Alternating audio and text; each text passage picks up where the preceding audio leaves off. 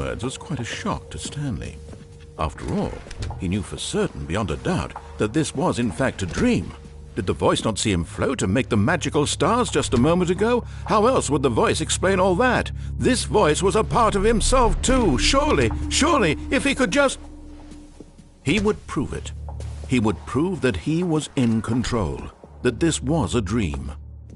So he closed his eyes gently, and he invited himself to wake up. He felt the cool weight of the blanket on his skin, the press of the mattress on his back, the fresh air of a world outside this one. Let me wake up, he thought to himself. I'm through with this dream. I wish it to be over. Let me go back to my job. Let me continue pushing the buttons. Please, it's all I want. I want my apartment, and my wife, and my job. All I want is my life exactly the way it's always been. My life is normal. I am normal. Everything will be fine. I am okay.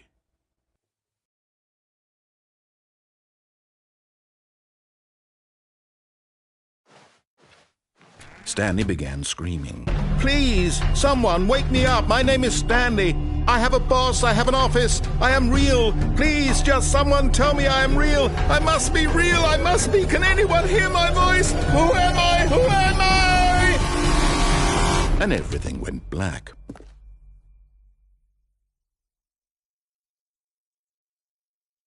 This is the story of a woman named Mariella. Mariella woke up on a day like any other. She arose, got dressed, gathered her belongings, and walked to her place of work. But on this particular day, her walk was interrupted by the body of a man who had stumbled through town talking and screaming to himself, and then collapsed dead on the sidewalk. And although she would soon turn to go call for an ambulance, for just a few brief moments she considered the strange man. He was obviously crazy. This much she knew. Everyone knows what crazy people look like. And in that moment, she thought to herself how lucky she was to be normal. I am sane. I am in control of my mind. I know what is real and what isn't. It was comforting to think this, and in a certain way, seeing this man made her feel better. But then she remembered the meeting she had scheduled for that day, the very important people whose impressions of her would affect her career, and by extension, the rest of her life. She had no time for this, so it was only a moment that she stood there, staring down at the body. And then she turned and ran.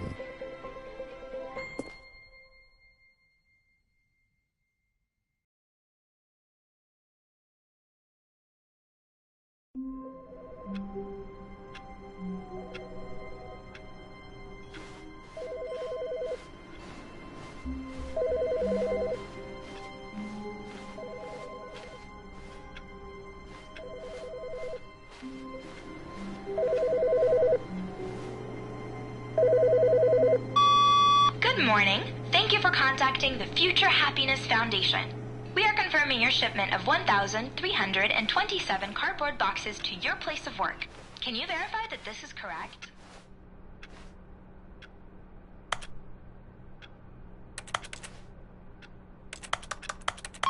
Understood. Your order will be canceled immediately. Thank you again for contacting the Future Happiness Foundation.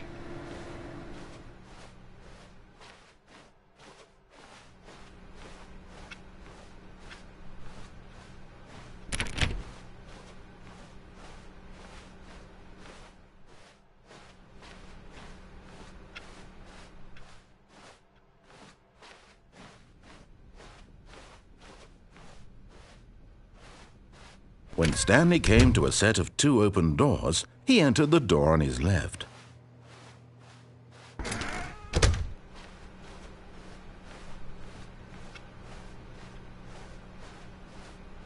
Yet there was not a single person here either. Feeling a wave of disbelief, Stanley decided to go up to his boss's office, hoping he might...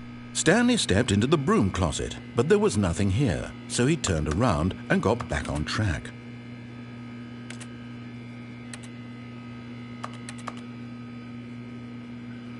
There was nothing here. No choice to make, no path to follow, just an empty broom closet. No reason to still be here.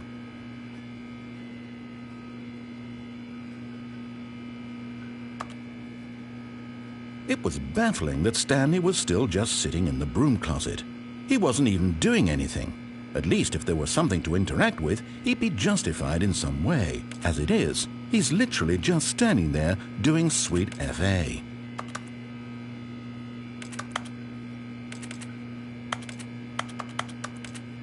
Are you really still in the broom closet? Standing around doing nothing? Why? Please offer me some explanation here. I'm genuinely confused.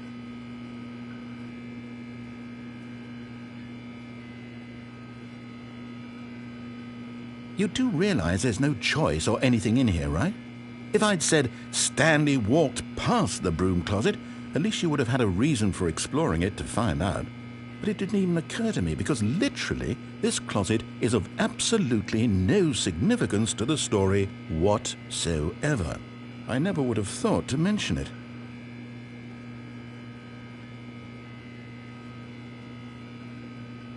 Maybe to you this is somehow its own branching path. Maybe when you go talk about this with your friends you'll say, "Oh, did you get the broom closet ending? The broom closet ending was my favourite." I hope your friends find this concerning.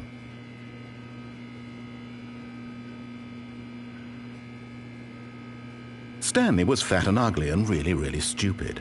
He probably only got the job because of a family connection. That's how stupid he is. That or with drug money. Also, Stanley is addicted to drugs and hookers.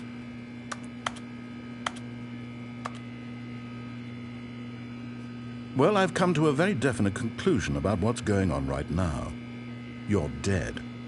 You got to this broom closet, explored it a bit, and were just about to leave because there's nothing here when a physical malady of some sort shut down your central nervous system and you collapsed in front of your screen. Well, in a situation like this, the responsible thing is to alert someone nearby so as to ensure that your body is taken care of before it begins to decompose. Hello? Anyone who happens to be nearby? The person at this computer is dead. They have fallen prey to any number of your countless human physiological vulnerabilities. It's indicative of the long-term sustainability of your species. Please remove their corpse from the area and instruct another human to take their place, making sure they understand basic first-person video game mechanics and filling them in on the history of narrative tropes in video gaming, so that the irony and insightful commentary of this game is not lost on them. All right, when you've done that, just step out into the hallway.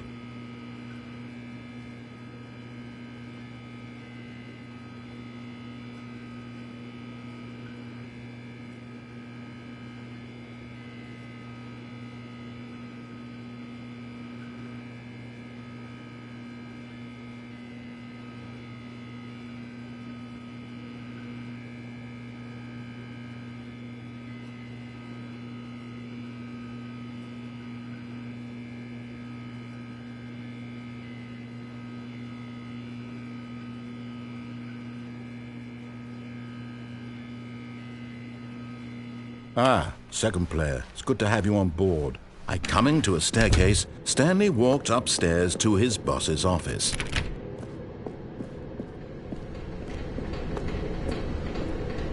But Stanley just couldn't do it.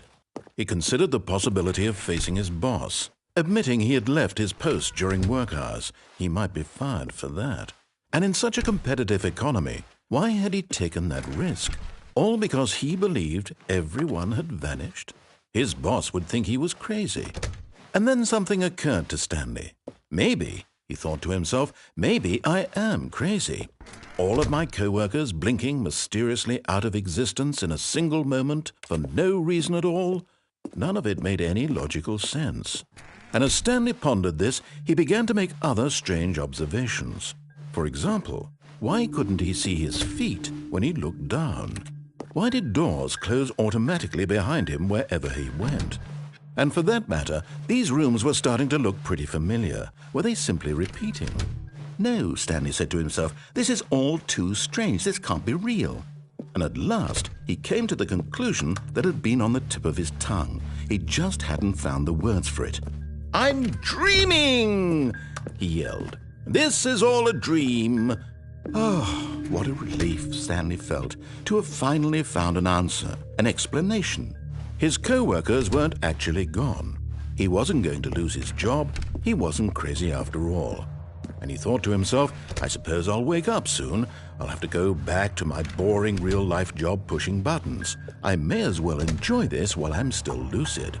So he imagined himself flying and began to gently float above the ground. Then he imagined himself soaring through space on a magical starfield, and it too appeared. It was so much fun, and Stanley marveled that he had still not woken up. How was he remaining so lucid? And then perhaps the strangest question of them all entered Stanley's head. One he was amazed he hadn't asked himself sooner.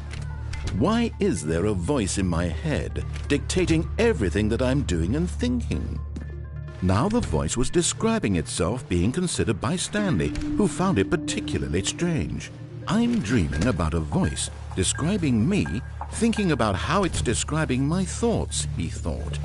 And while he thought it all very odd and wondered if this voice spoke to all people in their dreams, the truth was that, of course, this was not a dream. How could it be?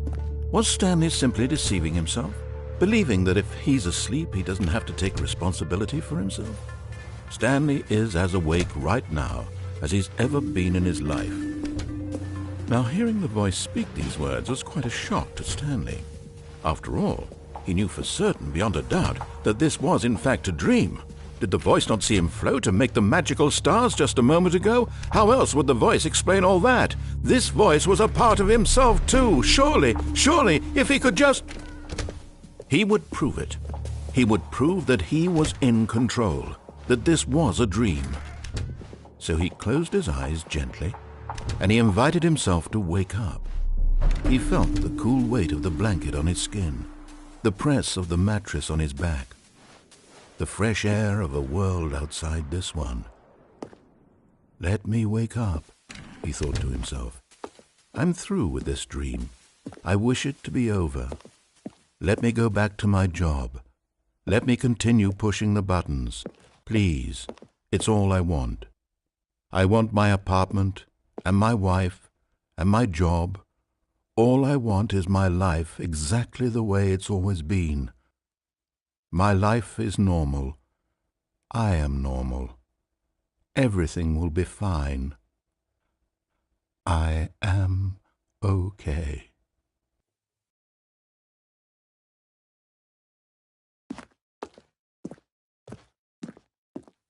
Stanley began screaming. Please, someone, wake me up. My name is Stanley. I have a boss. I have an office. I am real. Please, just someone tell me I am real. I must be real. I must be. Can anyone hear my voice? Who am I? Who am I? And everything went black.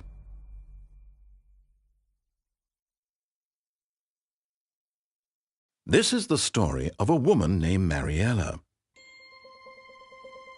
Mariella woke up on a day like any other.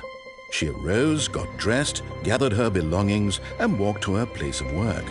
But on this particular day, her walk was interrupted by the body of a man who had stumbled through town talking and screaming to himself, and then collapsed dead on the sidewalk.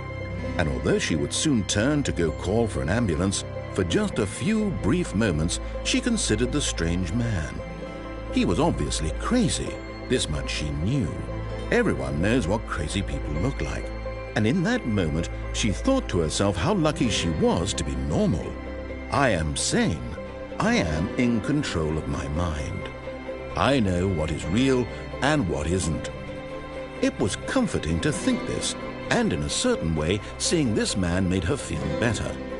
But then she remembered the meeting she had scheduled for that day. The very important people whose impressions of her would affect her career, and by extension, the rest of her life. She had no time for this, so it was only a moment that she stood there, staring down at the body.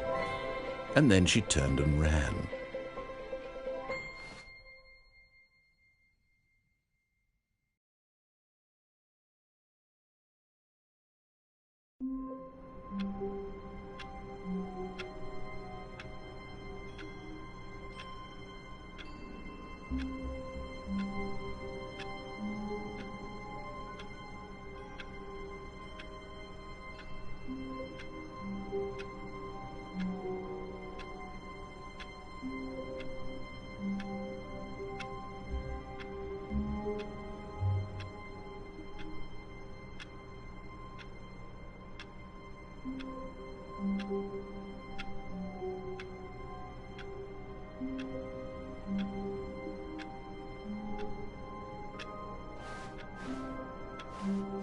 All of his co-workers were gone.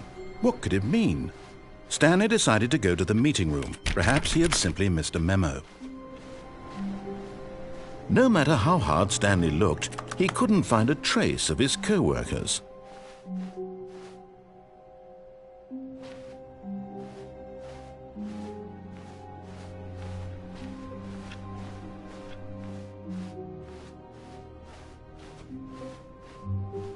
When Stanley came to a set of 2 open doors, he entered the door on his left.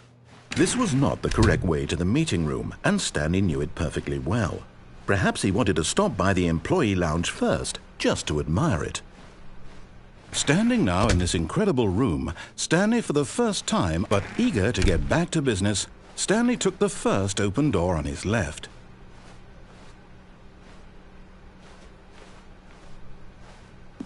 Stanley was so bad at following directions, it's incredible he wasn't fired years ago. Look, Stanley, I think perhaps we've gotten off on the wrong foot here. I'm not your enemy, really, I'm not. I realize that investing your trust in someone else can be difficult, but the fact is that the story has been about nothing but you all this time. There's someone you've been neglecting, Stanley. Someone you've forgotten about. What? Really?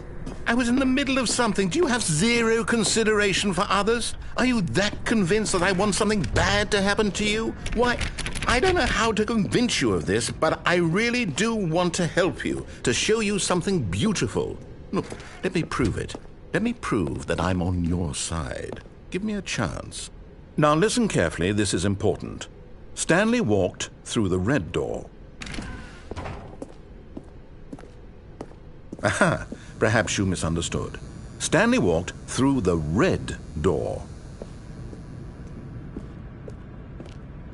I still don't think we're communicating properly. Stanley walked through the red door.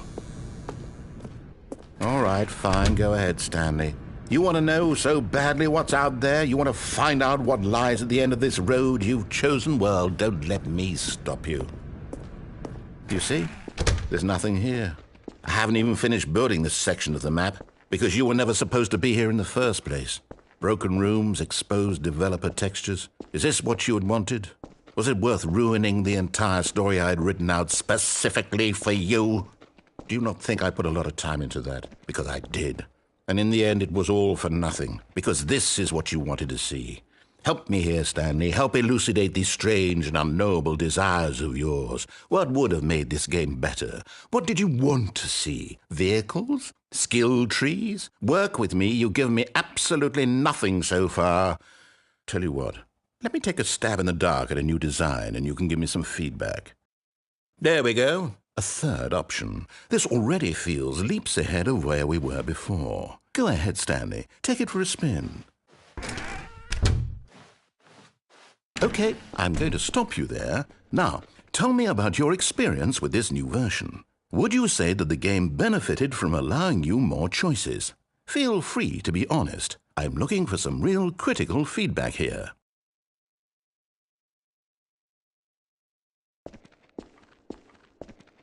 A 1?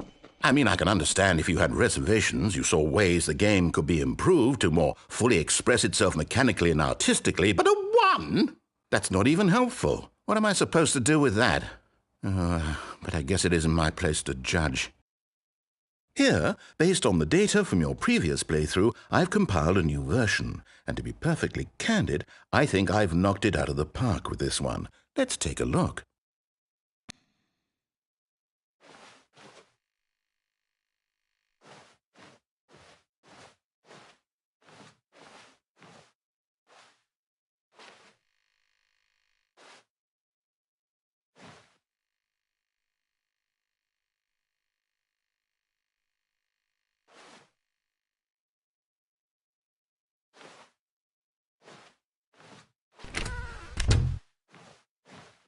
Now, would you say that competitive leaderboard helped you feel motivated to keep walking through doors? Again, honest answers, please.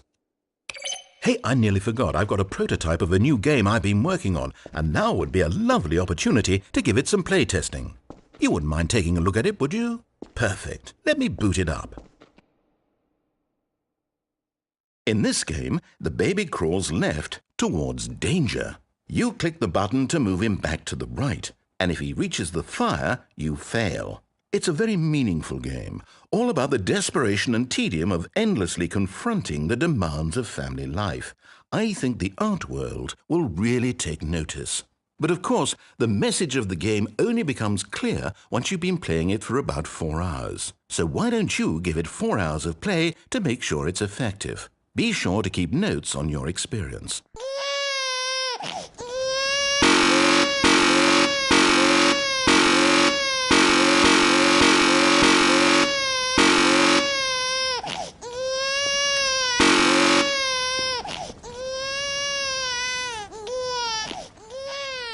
You heartless bastard.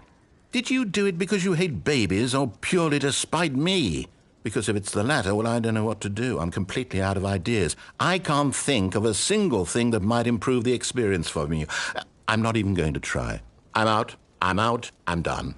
It's over. Thank you for playing. Your input was extremely valuable. Oh, hey, since my game was so awful, why don't we play someone else's game, just to ease the pain? Let's see. What do we have here? Yes, this seems like it'll work. Let's give it a shot.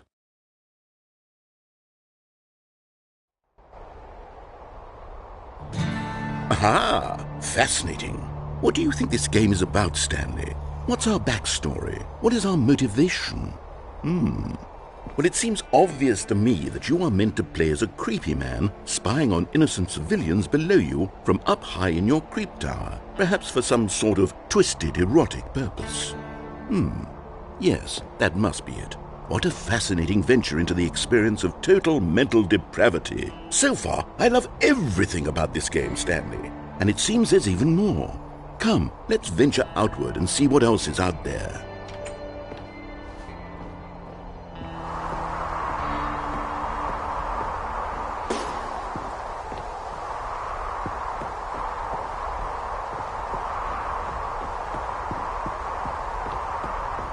Oh, no. No, it can't be.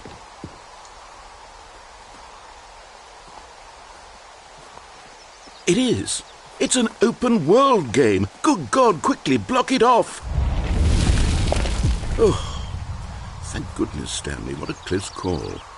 You nearly wandered off into that thing, that big, open, just wandering around, no right or wrong directions, no path to follow. You can just go in any...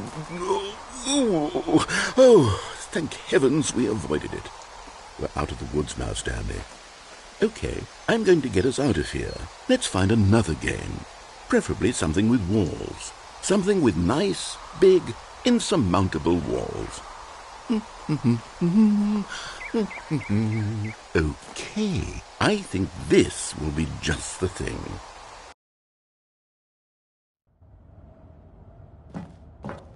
Wonderful. See, this is exactly what I had in mind. Just a nice big box for you to run around in. There isn't any possibility that you could get lost here. Now this is game design. Stanley, if you manage to get lost in this game, I will be phenomenally impressed. Okay, so what exactly do we do here? Let's see. There are lots of cars here in the back, but obviously there's no racetrack. Okay, I'm seeing that there's a ball of some kind back here. Is this game sports ball? Stanley, I think it's sports ball. Oh, what fun. We shall run the bases and do a touchdown together? Yes, I think surely we must. Okay, Stanley, here's the ball. Have fun.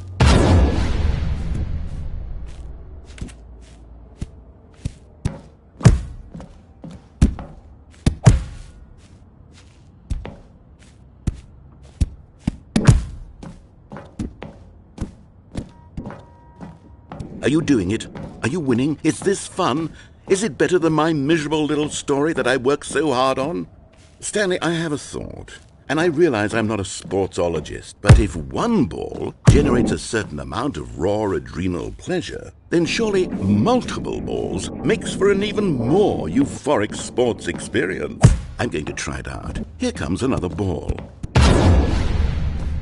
Yes! Oh goodness, that really does feel amazing, doesn't it? Stanley, I'm like a child in a confectionery shop. I simply have to have more. I'm insatiable. More balls!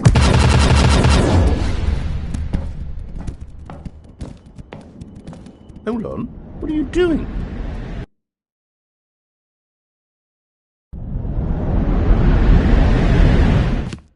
Stanley, don't do that. I can't follow you there. I can't help you. How will you write a story without me? You can't do it. You know that. Stanley, come back. We still have...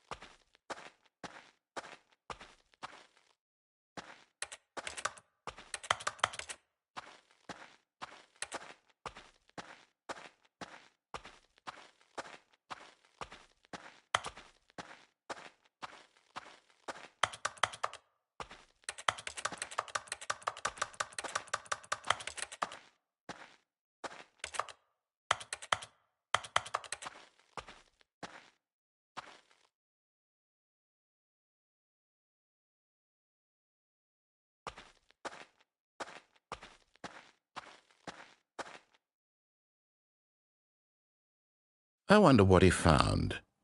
If what he wanted was to be the leading man in his own story, well, perhaps he's gotten it, down in wherever he is right now. I wonder if he's happy with his choice, and if he's learned the heavy cost that comes with it. He'll understand soon what I was trying to tell him. He needs me. Someone who will wrap everything up at the end, to make sense out of the chaos and the fear and the confusion. That's who I am. That is what I mean to this world. Oh, yes. Yes, I'll be back. There's no other way. Once this ends, after it all comes to a close, then I'll be back. The end will be here soon. Very soon. I can wait.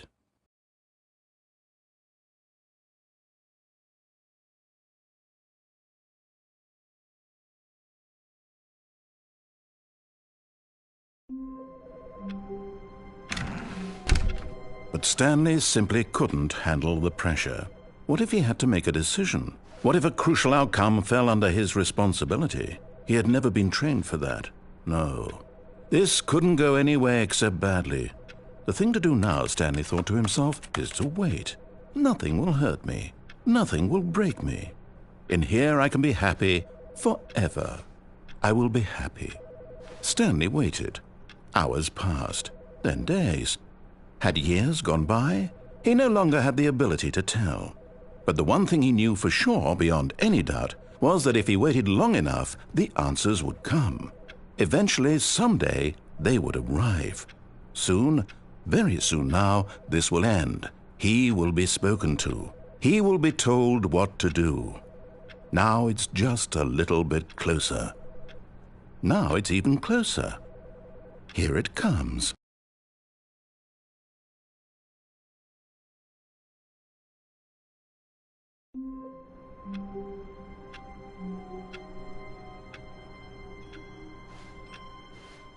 All of his co-workers were gone. What could it mean? Stanley decided to go to the meeting room. Perhaps he had simply missed a memo.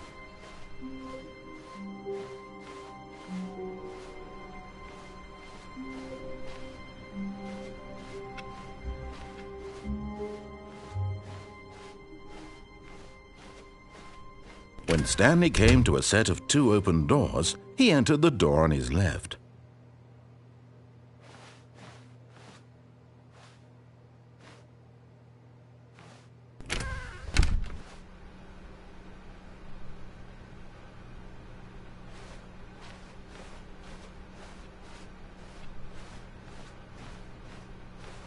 Yet there was not a single person here either. Feeling a wave of disbelief, Stanley decided to go up to his boss's office, hoping he might find an... Coming to a staircase, Stanley walked upstairs to his boss's office.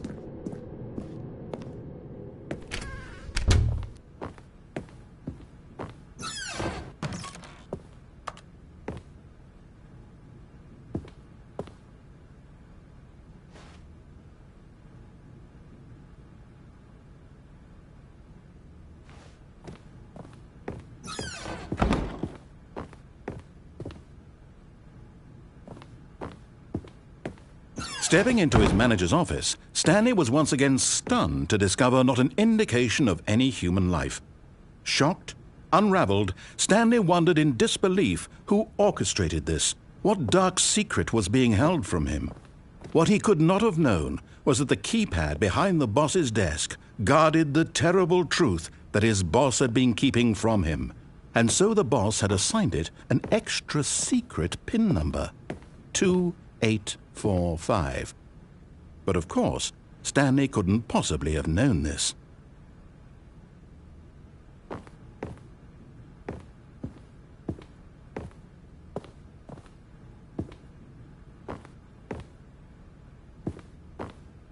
Stanley just sat around twiddling his thumbs. Trying to input anything on the device was useless, since he could never possibly know that the combination was 2845.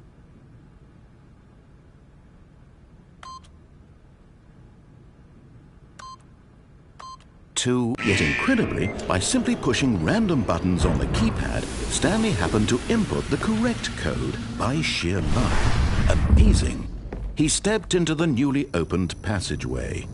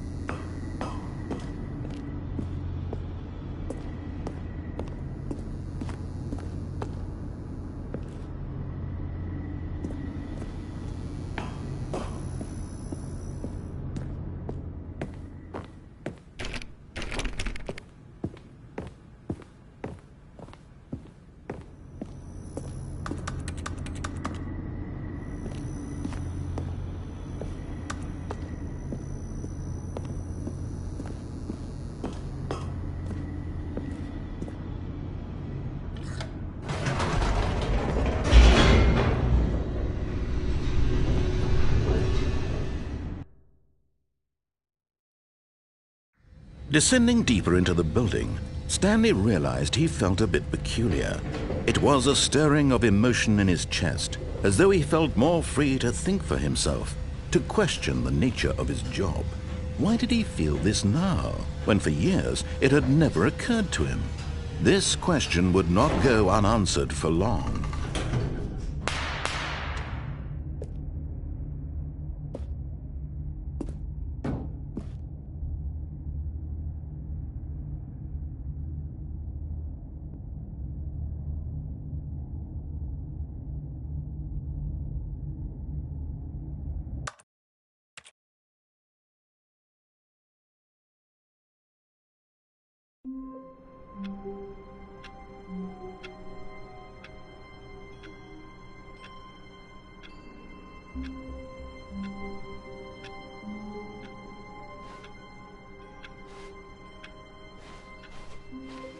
Already this was uncomfortable, and Stanley decided that as soon as he found a new space he felt safe in, that he would never leave it again in his life.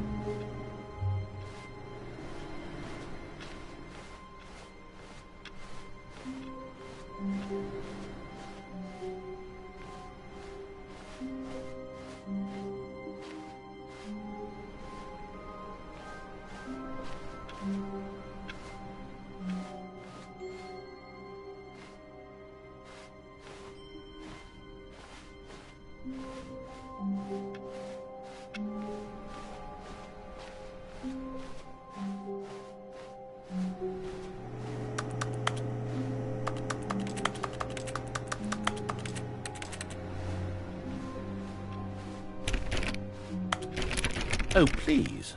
Are you really just doing this for the trophy?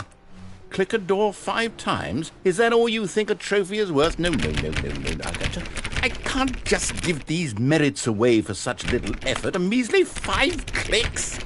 Now, suppose you were to click the door 20 times. I would say that's the kind of effort that warrants recognition.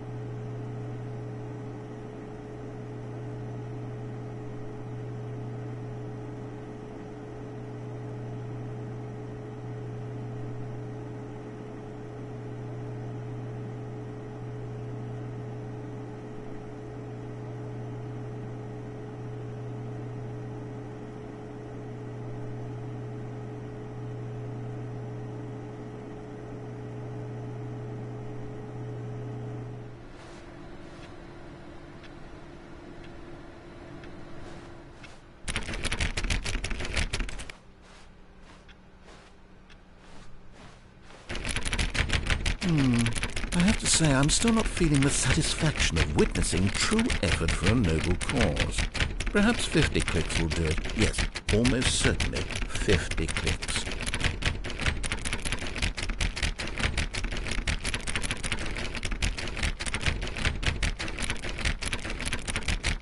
No, I'm still not feeling it. I want this trophy to have meant something. It has to be a true reward for valiant effort. I want to see some hustle, Stanley. I want to see commitment, a willingness to go all the way no matter the cost. Why don't you go put 20 clicks into door number 417?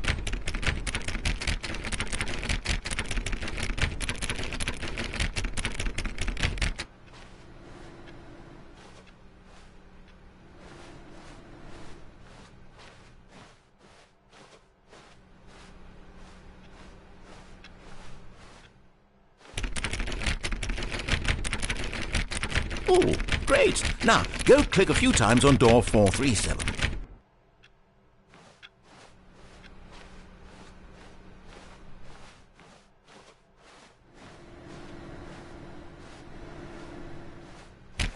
Excellent. I think we're getting somewhere. Now, door 415. Let's give it 10 clicks or so.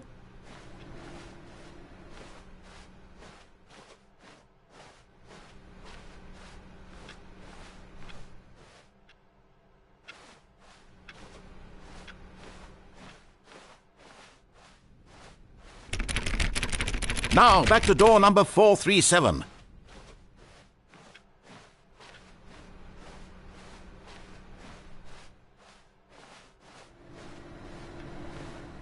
Let's see. How about you click on, well, I don't know, the copy machine?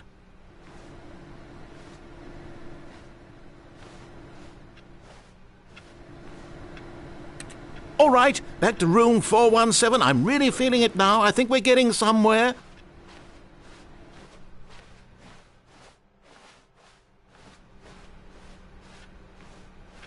Okay, now go climb on employee 419's desk.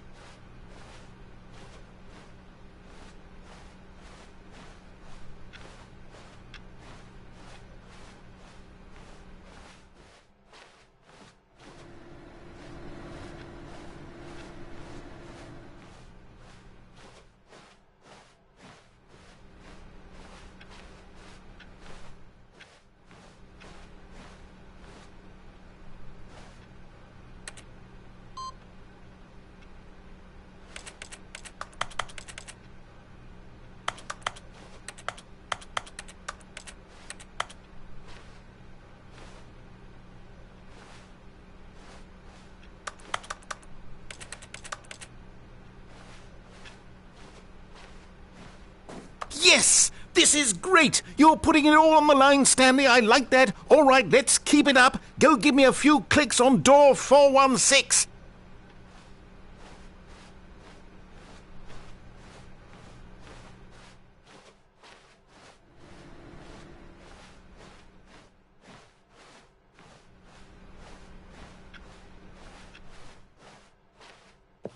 We've almost got it! Now the copy machine, do that one again!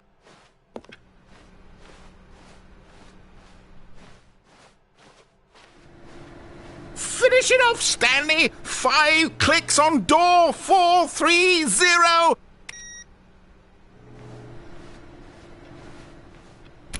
Yes! We did it! Oh, wow. That felt amazing. Oh, you really earned it, Stanley. Nothing could hold you back. Yes, I'm very proud of how far we've come today.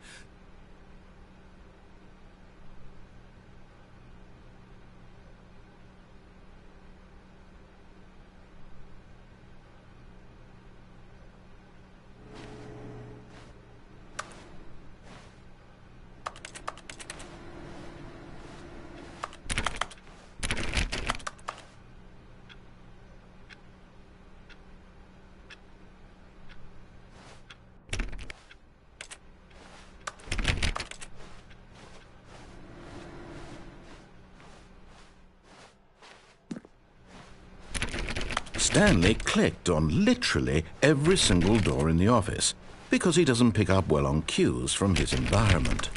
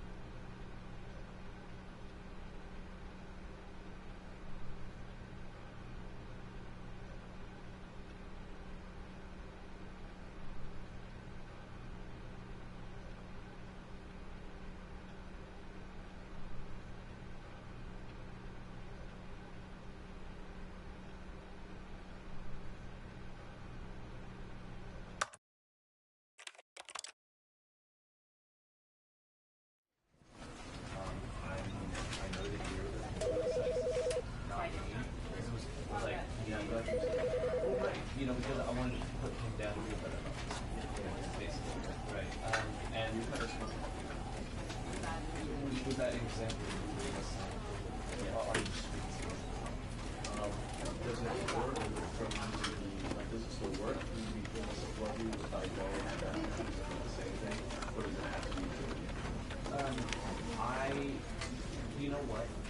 Even if you were going to be sarcastic and ironic, I think you should still act as though it was personal in order to lead these kind of stuff. Right? yeah. So let's just say this. So let's just say it was yeah. Great. I know that you're the sexist, not me. It was like, yeah, I'm glad you said that. Well, right. Because I wanted to put him down.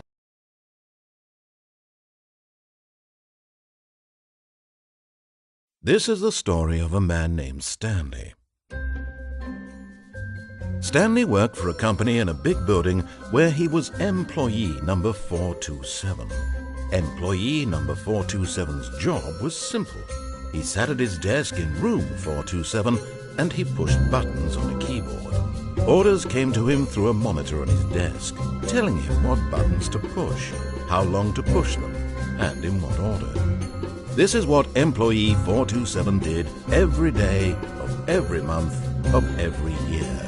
And although others might have considered it soul-rending, Stanley relished every moment that the orders came in, as though he had been made exactly for this job. And Stanley was happy. And then one day, something very peculiar happened. Something that would forever change Stanley. Something he would never quite forget. He had been at his desk for nearly an hour when he realized that not one single order had arrived on the monitor for him to follow. No one had showed up to give him instructions, call a meeting, or even say hi. Never in all his years at the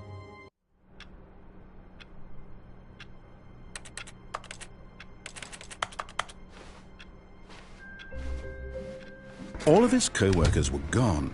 What could it mean? Stanley decided to go to the meeting room. Perhaps he had simply missed a memo.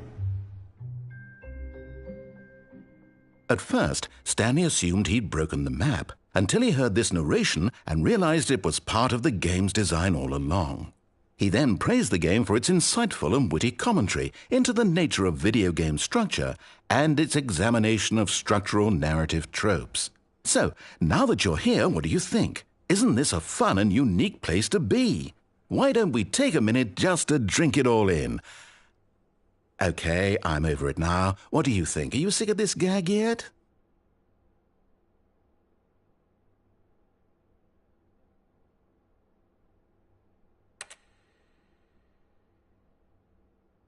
Well, I don't know how to say this politely, but you could literally just restart the game any old time you want, like right now. You could have done it just then. Now would also be an appropriate time to quit. Any of these points and so many, many more, all of them are appropriate. I'm enjoying what seems to be an internal conflict going on where you are literally unable to act on your own desires to restart the game. So, just to push the envelope, I'm going to try and make this as miserable as possible and see how long you can maintain. There once was a man named Stanley.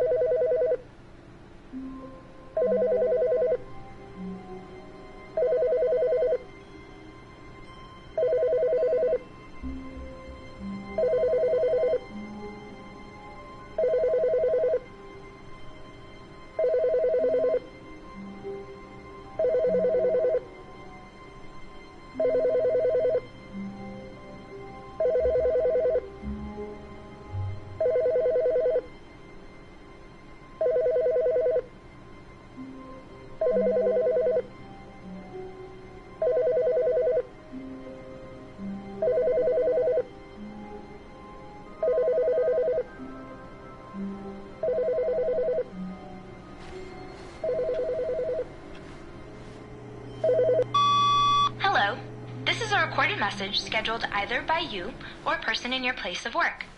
The purpose of this message is to warn you about the dangers of recorded messages. If at any time you believe you are listening to a recorded message, please terminate it immediately and cease all flow of information from the recorded message into your perceptual sphere. Thank you, and have a pleasant day.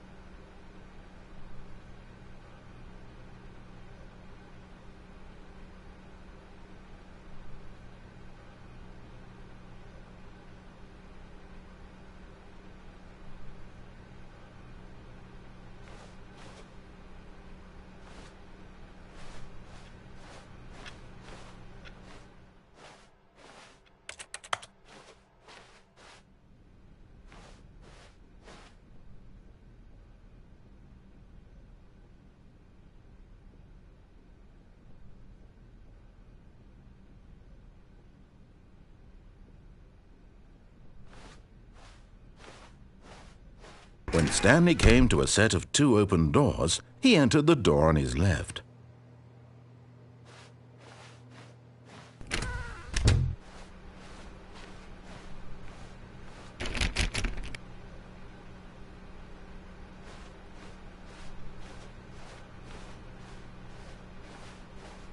Yet there was not a single person here either. Feeling a wave of disbelief, Stanley decided to go up to his boss's office, hoping he might find an answer there.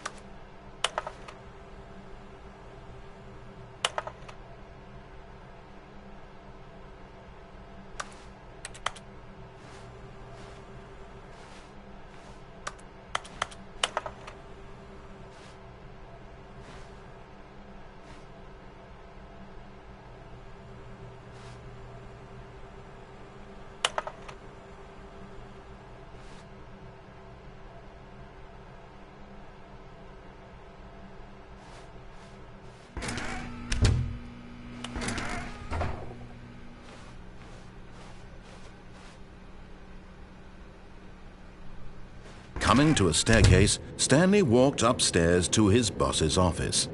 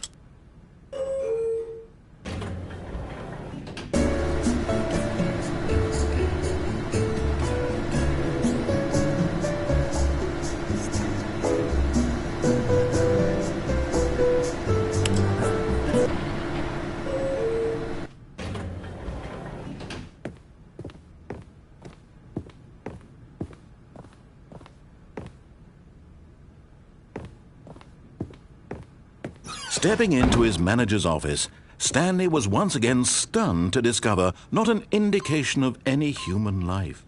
What could it mean? Stanley wondered aloud. Stanley was in such a rush to get through the story as quickly as possible, he didn't even have a single minute to just let the narrator talk. That kind of anxiety isn't healthy, so he relaxed for a few moments with some calming New Age music.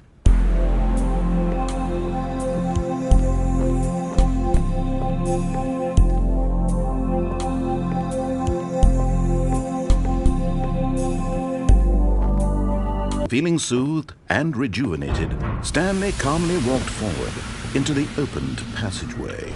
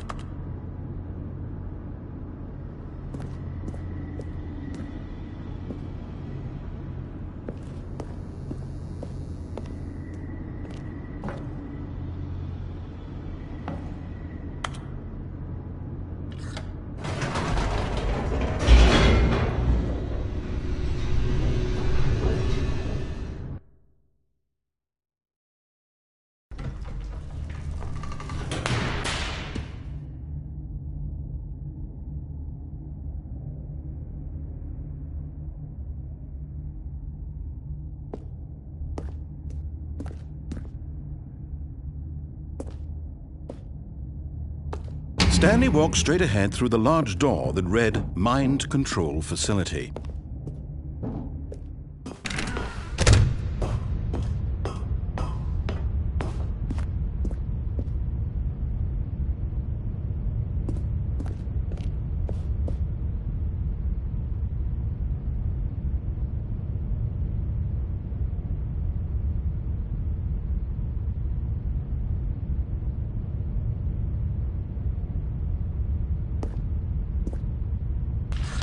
The lights rose on an enormous room packed with television screens.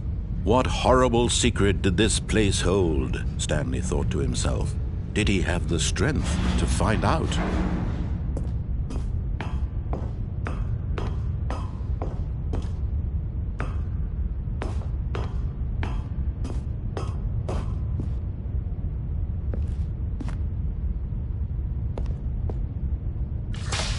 Now the monitors jumped to life, their true nature revealed. Each bore the number of an employee in the building, Stanley's co-workers. The lives of so many individuals reduced to images on a screen, and Stanley, one of them, eternally monitored in this place where freedom meant nothing.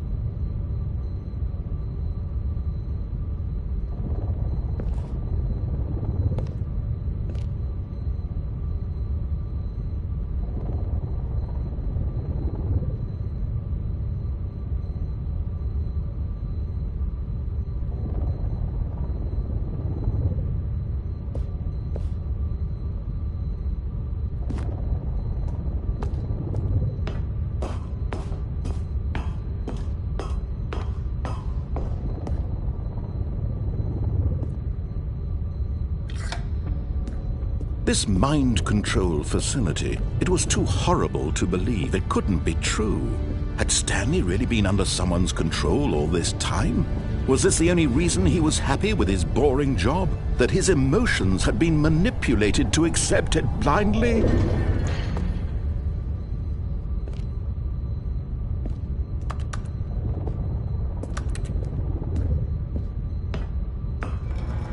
No.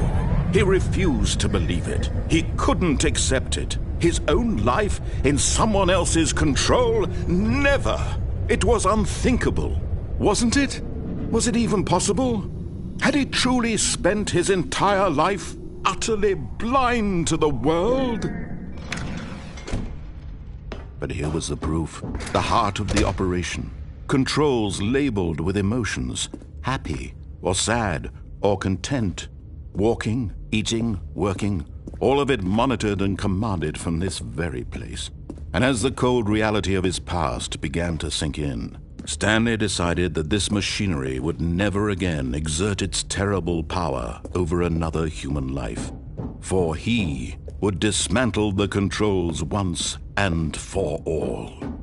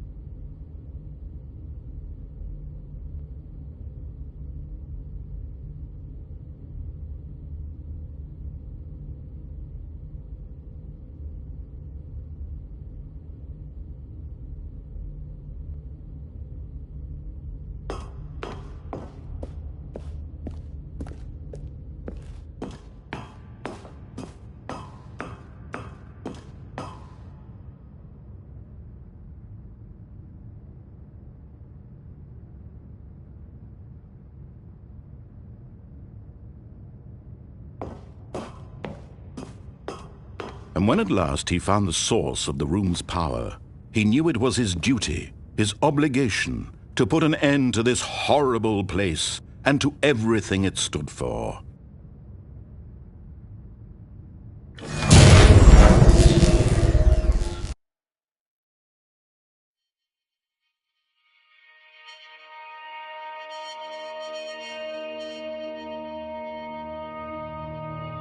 Blackness and a rising chill of uncertainty. Was it over? Yes! He had won! He had defeated the machine, unshackled himself from someone else's command. Freedom was mere moments away. And yet, even as the immense door slowly opened, Stanley reflected on how many puzzles still lay unsolved. Where had his co-workers gone? How had he been freed from the machine's grasp? What other mysteries did this strange building hold? But as sunlight streamed into the chamber, he realized none of this mattered to him, for it was not knowledge or even power that he had been seeking, but happiness. Perhaps his goal had not been to understand, but to let go. No longer would anyone tell him where to go, what to do, or how to feel. Whatever life he lives, it will be his. And that was all he needed to know. It was perhaps the only thing worth knowing. Stanley stepped through the open door.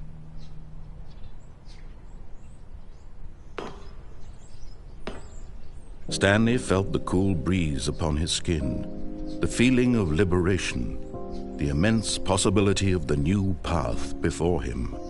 This was exactly the way, right now, that things were meant to happen. And Stanley was happy.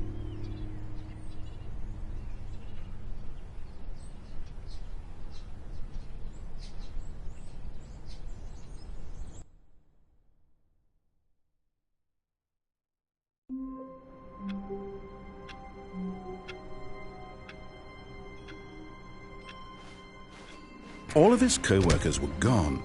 What could it mean? Stanley decided to go to the meeting room. Perhaps he had simply missed a memo.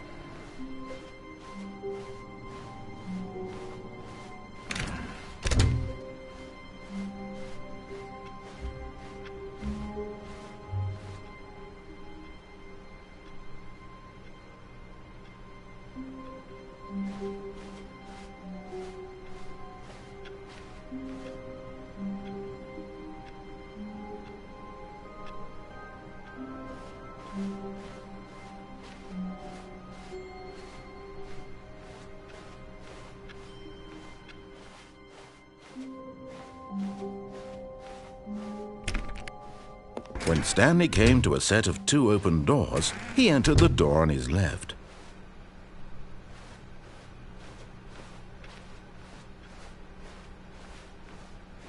Yet there was not a single person here either. Feeling a wave of disbelief, Stanley decided to go up to his boss's office. Coming to a staircase, Stanley walked upstairs to his boss's office.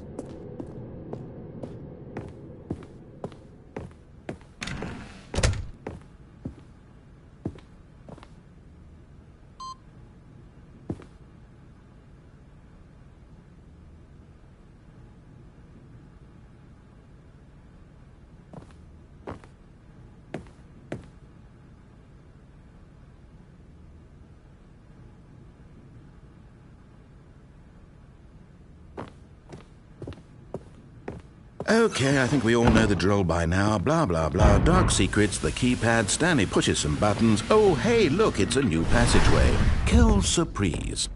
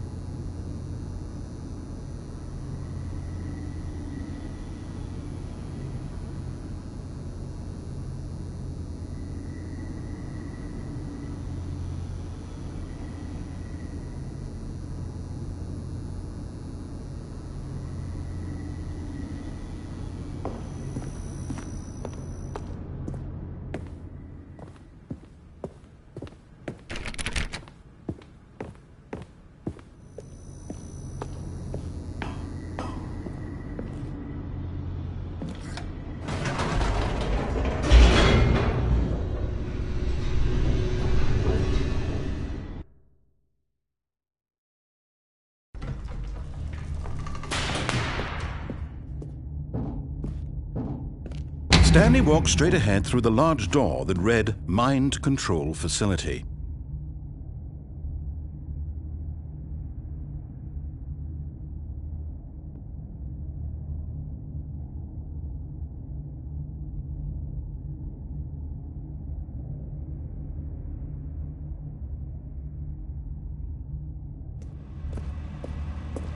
Although this passageway had the word Escape written on it, the truth was that at the end of this hall, Stanley would meet his violent death. The door behind him was not shut. Stanley still had every opportunity to turn around and get back on track. At this point, Stanley was making a conscious, concerted effort to walk forward and willingly confront his death.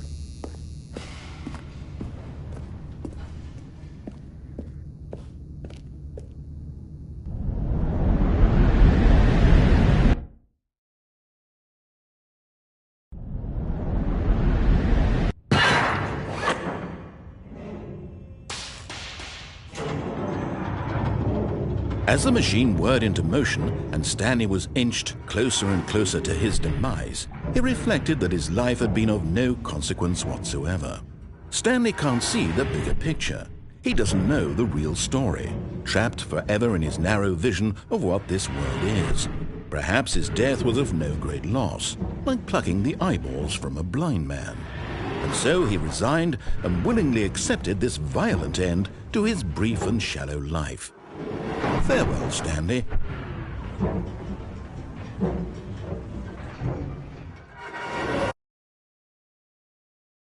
Farewell, Stanley, cried the narrator, as Stanley was led helplessly into the enormous metal jaws. In a single visceral instant, Stanley was obliterated as the machine crushed every bone in his body, killing him instantly.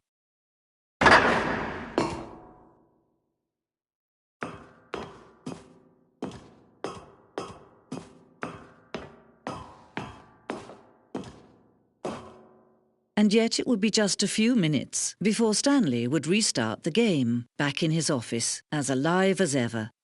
What exactly did the narrator think he was going to accomplish? When every path you can walk has been created for you long in advance, death becomes meaningless, making life the same. Do you see now? Do you see that Stanley was already dead from the moment he hit start?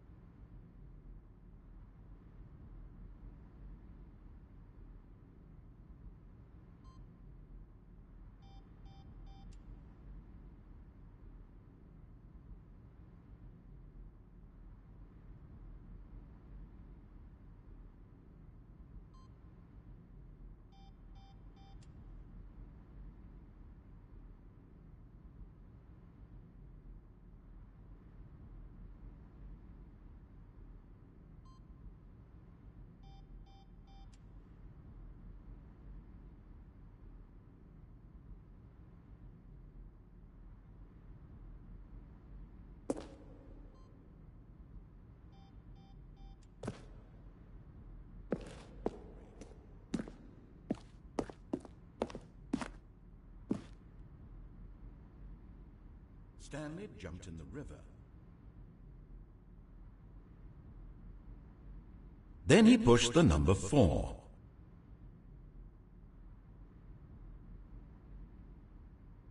And finally, he pushed the number 6. When Stanley came to the lift, he traveled upward to the power source at the top of the facility to end this injustice.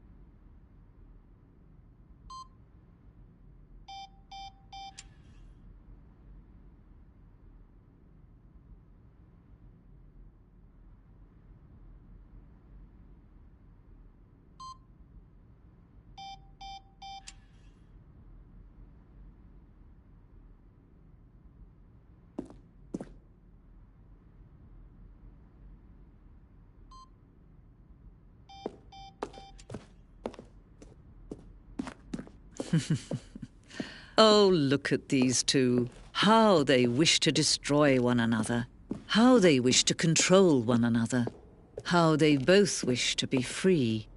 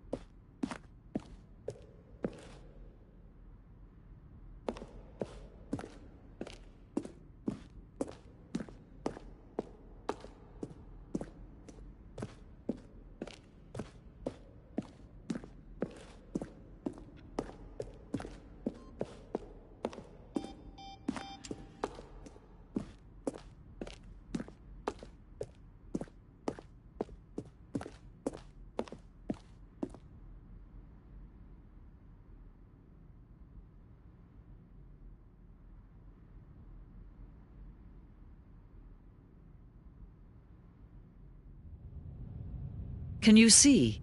Can you see how much they need one another? No, perhaps not. Sometimes these things cannot be seen. But listen to me. You can still save these two. You can stop the program before they both fail. Turn off your PlayStation. There's no other way to beat this game. As long as you move forward, you'll be walking someone else's path. Stop now and it'll be your only true choice. Whatever you do, choose it. Don't let time choose for you. Don't let...